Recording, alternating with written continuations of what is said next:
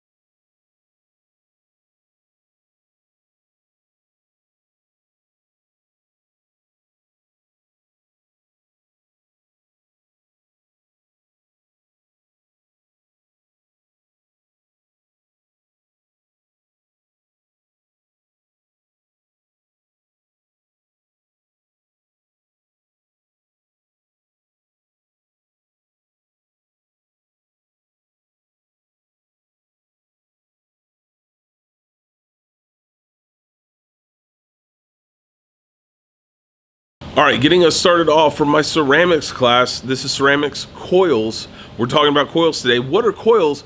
Coil projects that you guys are doing, you have two projects that you're designing. One is the coil vase. For that coil vase, nice tall vase, I want to make sure that you have enough space to properly decorate the outside of that vase structure. Make sure that you have an image that you've researched to bring in so that you have that piece to go on the outside. Remember, you're bringing them into me, or you're going to send me an email so that I can print those things off. Then we're going to transfer those things onto the exterior of the pieces once they come out of the kiln. These ones do have to be fired first, so make sure that you've smoothed those things out. For the coil vase, make sure that you smooth out the interior and the exterior so that both sides are perfectly smooth. This goes for two reasons. Number one, you need a nice smooth finish on the inside and the outside to ensure that all those coils are properly joined together so that you have a nice finished completed vase and all of that works together. Two, second reason that you have to do this is because you want to make sure that you have a nice smooth surface for your decoration component.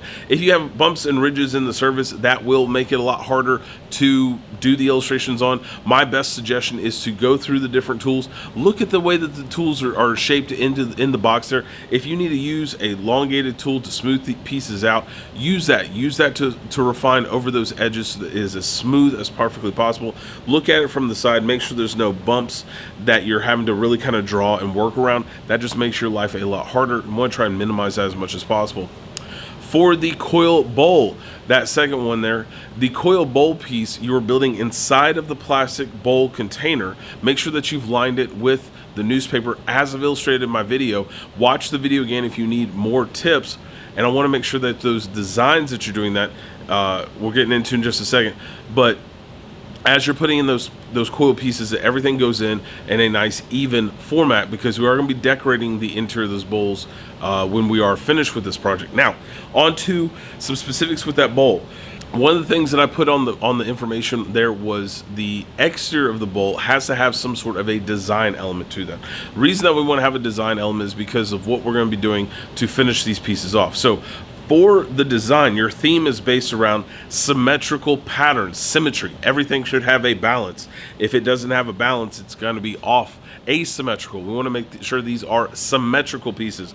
Now, if you can be divided out 1 and 2, 3 and 4, so like a north and south, east and west kind of structure to it. Or if you want to do 3, you can totally do 3 just the same, but make sure that on those pieces that everything is balanced out from the center point.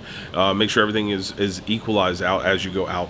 On the interior of these bowls, you want to make them as smooth as perfectly possible. Reason we want to make them smooth is so that we can ensure that we can decorate the interior of them just the same.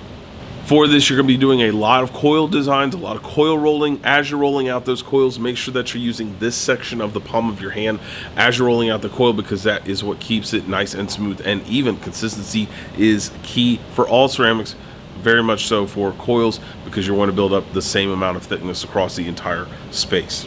All right, good luck, guys, and I will see you guys later at the end of class. So make sure that all those checkpoints are done for the class, and if you have any questions, you know where to find me.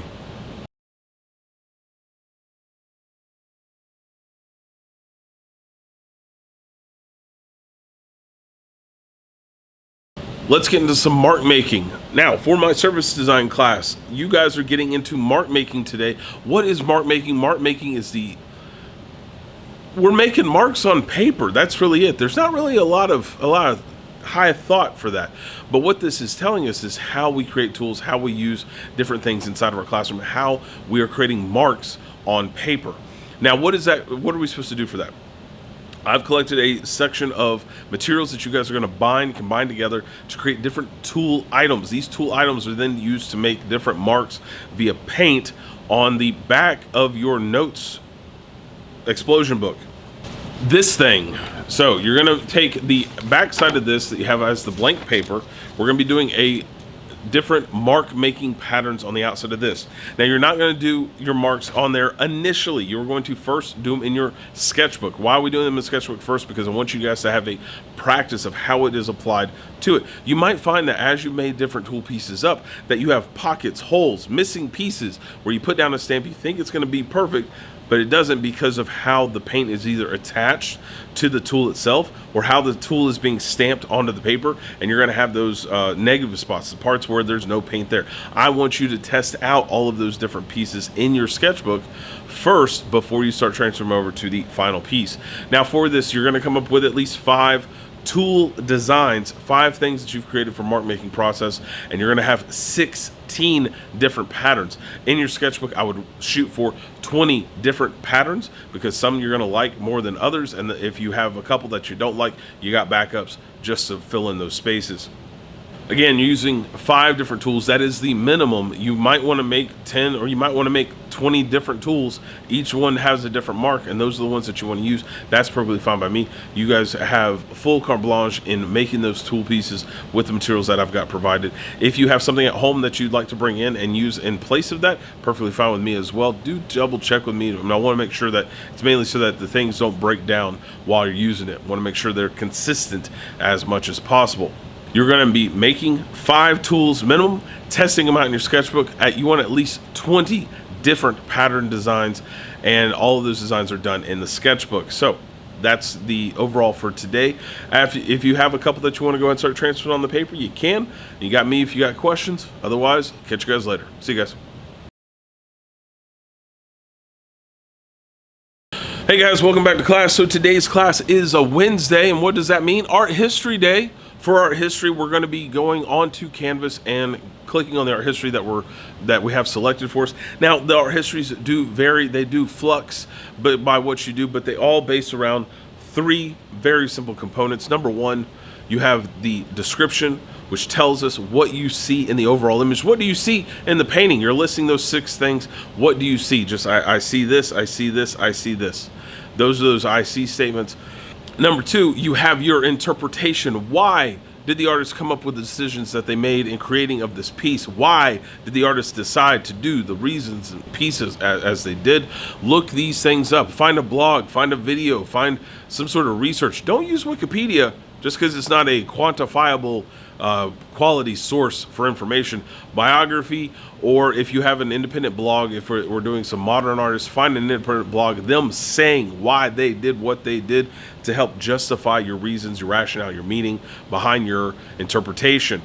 For this 7 to 11 sentences, completed sentences on the overall piece, not I think that they did this because of this, and well, I like it because I like it.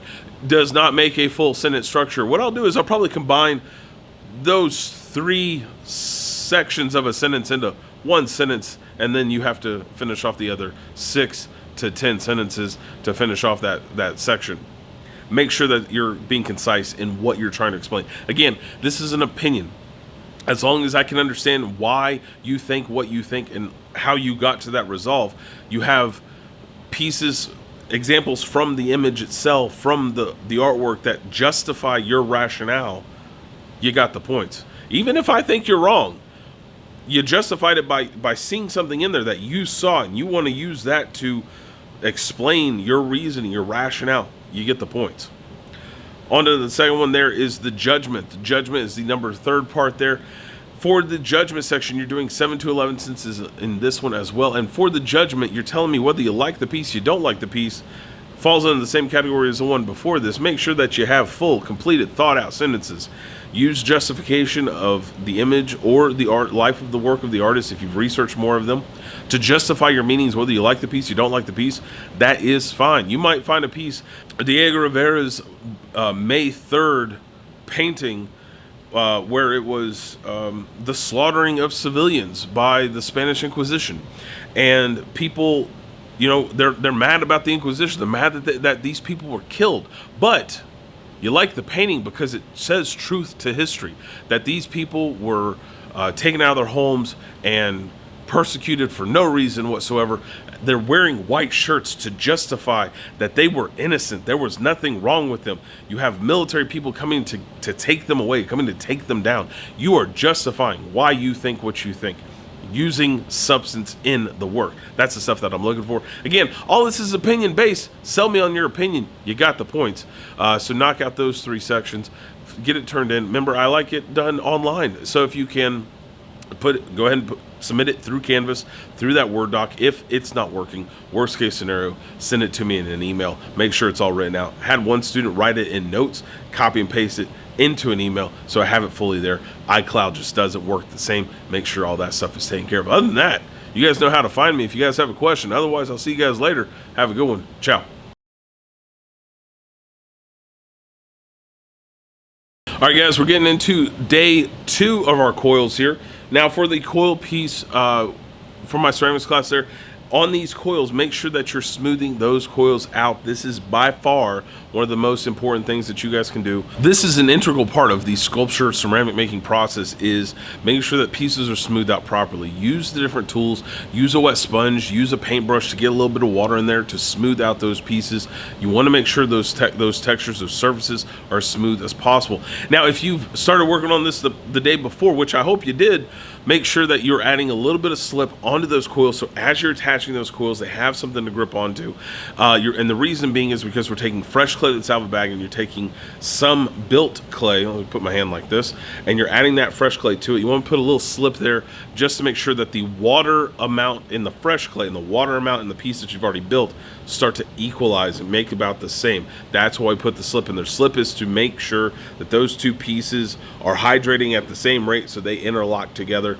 If you need to, there's what's called scratch and score, which is where you scratch the surface with a tool. Where you're scratching the surface with a tool, using something to rough up that edge a little bit, put the slip in, so then you're filling up those components and filling up the components with the fresh clay, and you're fusing together and locking together, creating that nice, even, smooth finish piece. All those things work together. After you've done that, just keep on building. keep it on going. If you're working on the bowl, you're working on the vase, get those two things done, smooth things out. For the bowl, the texture that we're going to see, the design aspect is going to be laid on top of the paper, so that part's not going to be smoothed out. So we'll see how the coils were folded into the bowl shape, so that one don't have to worry about, but make sure you're smoothing out the interior. I put a little bit of slip on the inside there too. Keep it as smooth as possible. Want to have a nice even finish so I don't have any bumps at all. I want to try and make it as smooth as possible for my design. As always, if you guys have questions, you know where to find me. I'll catch you guys later. Have a good one. Later.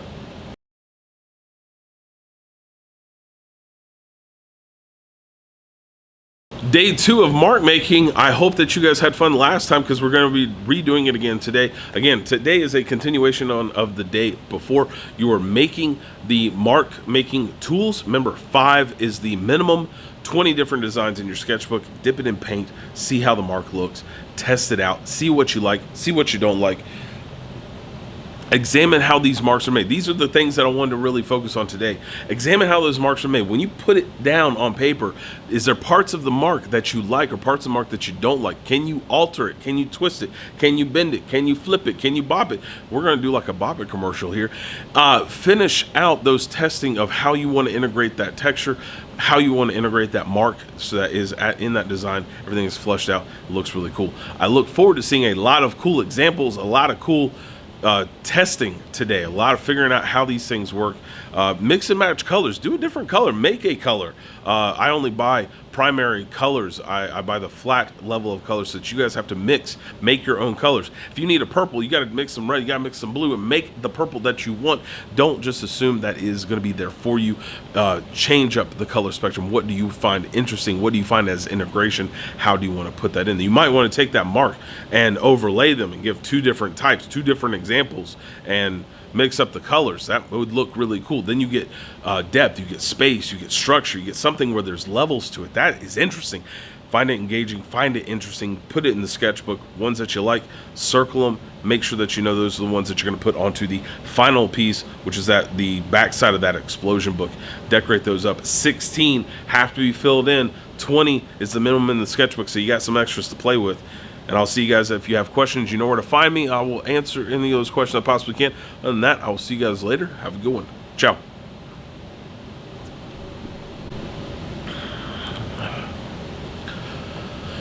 All right, my ceramics class. We're on day 3 of the coil vase piece. Day 4, maybe. All right, we're working on the coil vase. What does that mean? Today, you got to have it done. What are we looking on that coil vase? On the coil vase, again, the interior and the exterior are smoothed out properly.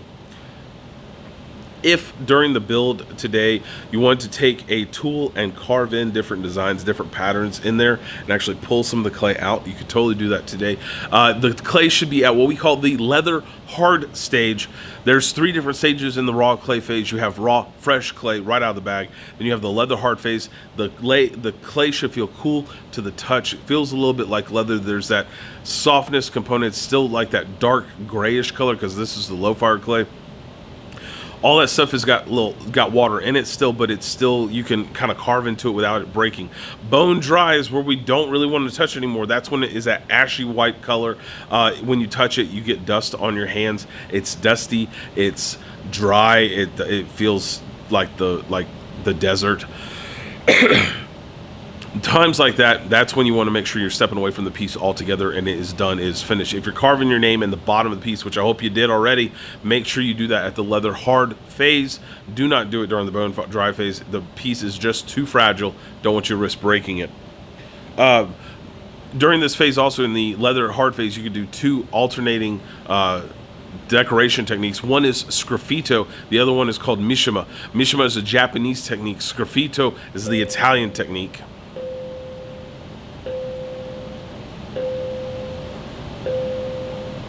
Now, sgraffito is the Italian technique for these pieces. If you have a design and you wanted to carve a design into, paint some glaze, some slip over it, where the glaze or slip goes into the recess sections, and then you carve off the top layer. That is the mishima technique, where you've done a design, you've laid on the slip, and then we're going to carve off of the top. That is mishima, where it's already laid in there. Sgraffito, to scratch. You're going to put slip glaze on the outside of it, and then we're going to scratch through that glaze to give us our finalized design, and that's going to be our final one there. So if you are, however you guys want to play with that to give off your design. Again, these are to accentuate the designs that we're going to be putting on there with glazes afterwards, but just kind of play to it. Put your notes in your sketchbook so you know what you did, how you did it, and what processes worked for you. You might want to illustrate these things out. Grab scrap piece of clay, little one, do a little test run on it. That is always what I recommend. Test it before you put in the application. I want to make sure you're successful so we don't have a catastrophic failure at the very end. I want to make sure we minimize that as much as possible. As always, if you guys have questions, you know where to find me. Otherwise, I will see you guys later. Have a good one, guys. Ciao.